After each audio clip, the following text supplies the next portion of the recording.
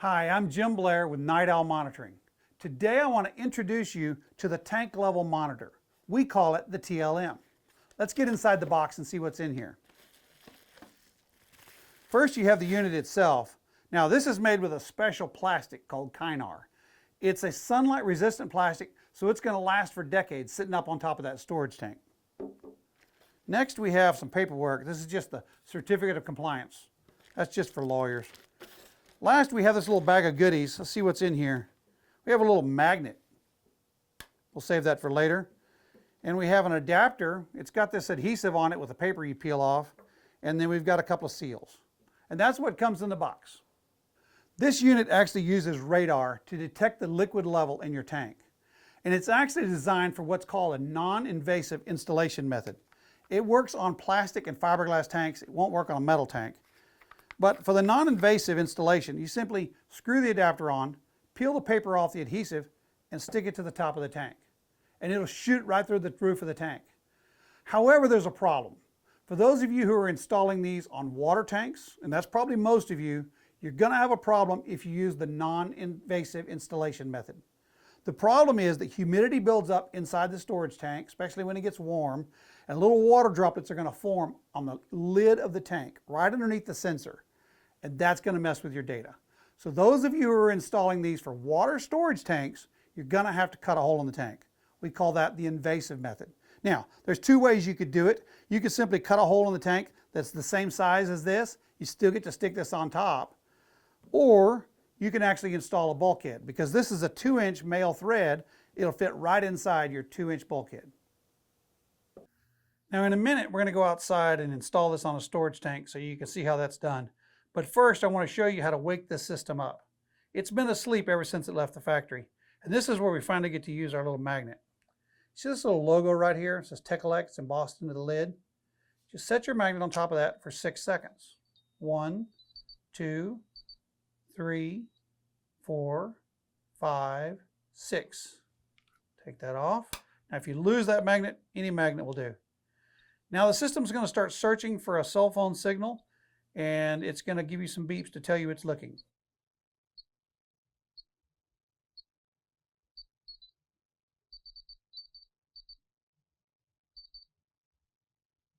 There. Now you can tell that the system has locked onto a cell phone signal, so it should be connected to the internet. All right, before you climb up on the ladder, let's do one more thing. Let's write down the serial number of the unit. You're going to need that when it comes time to configure the dashboard. All right, enough talking about it. Let's go out and install this unit. Okay, let's talk about the tools you're going to need when you get up on top of the storage tank. You're going to need a drill. I use a 2-inch hole saw kit. You can use a Dremel if you want to. Any way you can make a nice clean hole. Measuring tape. You're going to need a little torpedo level, and you might need a tube of silicone. All right, so now let's talk about where we're going to install the TLM. Now we're going to do the invasive method. That means we're actually going to drill a hole in the tank, and we got to do that because this is a water tank. Now the other thing you need to consider is that there is a radar beam that leaves this, and it gets wider as it goes down into the tank. At 4 feet, it's only 4.5 inches wide. At 8 feet down, it's only 9 inches wide. So it's a pretty narrow cone, but it's something we want to make sure we don't have any float switches or pumps or pipes or splashing water that might be in the way of that beam. Obviously, a great place to put this would be in the middle of the tank, but let's talk about a next problem, and that is getting it level. If it's not level, you're not going to get good, accurate data. So the best way to do that is to use the base, put a little torpedo level on it, and try to find a spot that's nice and level. Obviously, that's not going to work.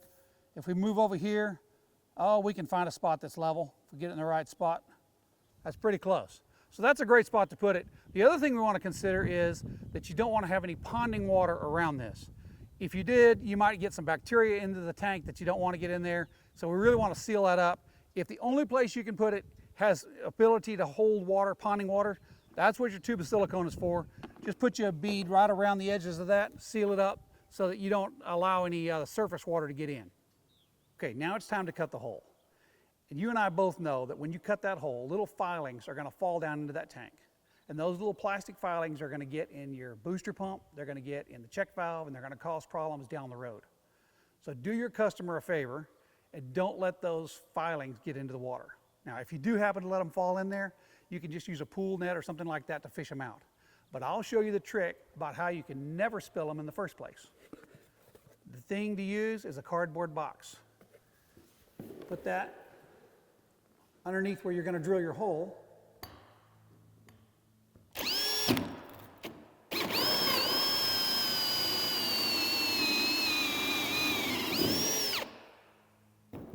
Clean off the edges of the hole.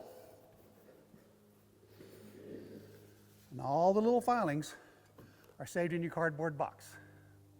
Okay, now you got your hole drilled. It's time to install the TLM. Let's just put the adapter on there. Peel off the paper and just stick it down over the hole. If you're worried about it sticking, make sure that plastic is really good and clean. You can even use some alcohol wipes to really clean the plastic. I've been really impressed with the adhesive. It's really, really strong, but I have found that if you need to, you can pry it off of there. The adhesive will stay together. If you wanted to move it to another location on the tank or move it to another tank, it works really good. Okay, before you get down off the ladder, there's a couple of measurements that you need to take. So get your measuring tape. Now, if you have a really good measuring tape, let me tell you how to ruin it. You stick this thing down in the water and then let it roll up when it's sopping wet. Water's going to get down in there. Within a week, it'll be rusted. You might get it to come apart, but you're never going to get it to roll back up. So you might as well just throw it away. So you might want to think about an alternative. Maybe you get a towel to dry it off before you let it roll up, or maybe you get one of those old style stick versions. But anyway, that's on you to do that. But here's the measurements you want to get. From the bottom of the TLM, from the bottom right here to the top of the water when it's full, okay? And you probably can't get an exact measurement, but get a pretty close estimation. Also measure from the TLM down to the top of the water just before the pump would suck air. So maybe to the top of the bulkhead, the suction bulkhead. And the third measurement would be from the bottom of the TLM to the bottom of the tank, a completely empty tank. The fourth thing you want to write down is the total volume of the tank in gallons. All right, before you put that ladder away, let me make a suggestion to you. Go ahead and go on the dashboard and make sure that the TLM unit has made contact with the dashboard. Now you can do that in the field with your phone or a tablet, or you can just call somebody at the office. Once it's made contact, it's time to head into the office to configure the dashboard. When you get back in front of your computer, log into your dashboard. You'll have a custom dashboard that has your company logo at the top left and all of your customers listed below, and a map view of each one. You don't have any devices set up yet, so you're not going to see anything on the map. Now let's configure the dashboard for the new unit you just installed. You can see it listed here, but if you have a bunch of them, you can search for it with the serial number right here.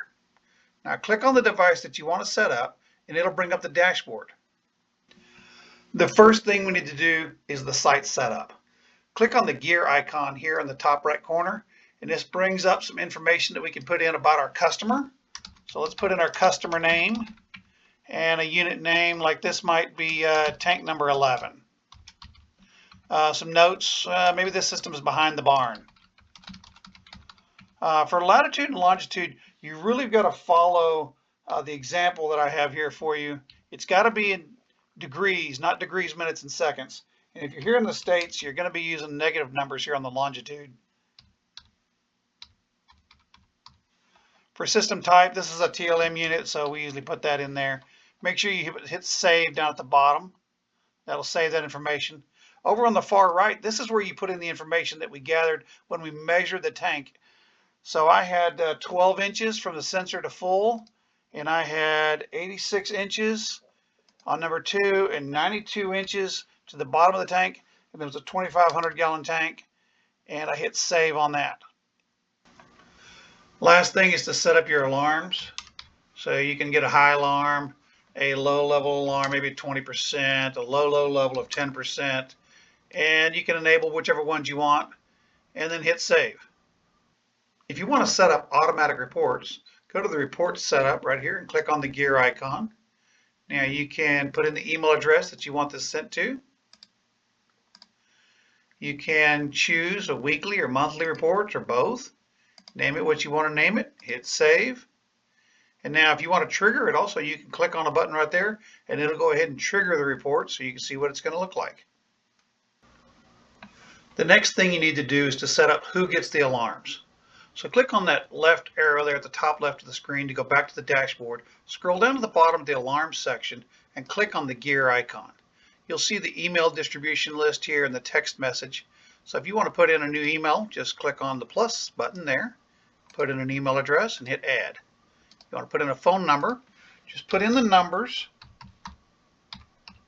Don't put any dashes or anything like that in there. And when you're done, hit send test email.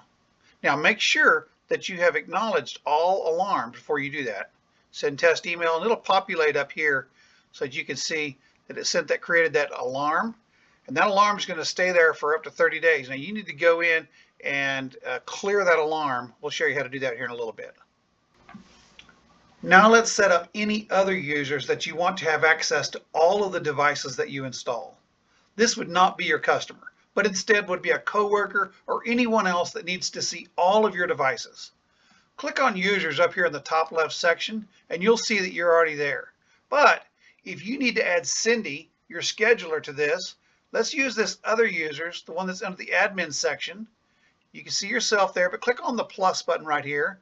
And here we can put in Cindy's email address and her name and her phone number. And you can choose to display the activation link or maybe send an activation email. In the next section here in the user role, you can find out how well you trust Cindy. When you get done, hit create. Depending upon how you run your company, you may choose to skip this next section because it's time to set up your customers in the system.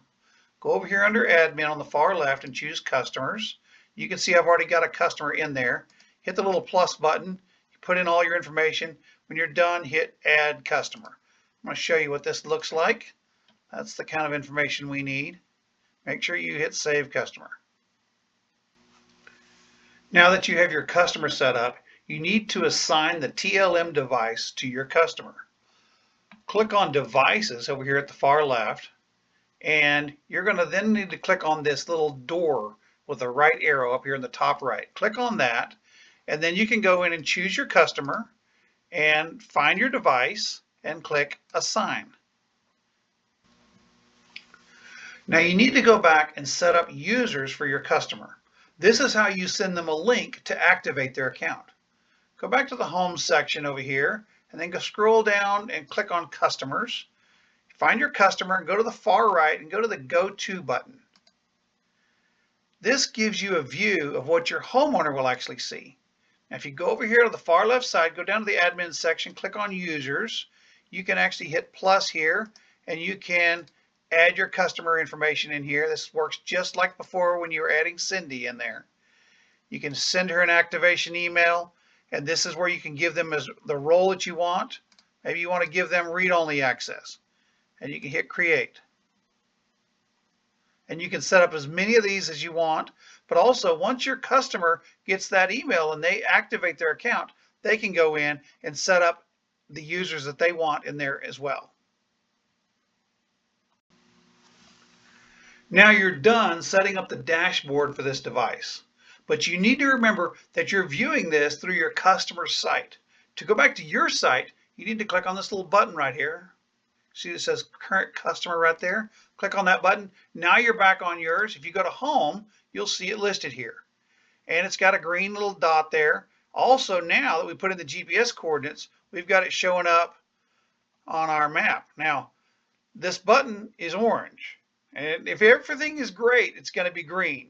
But if it's orange like that or yellow, that means that you've got an unacknowledged alarm. And if it's red, it means it's not communicating.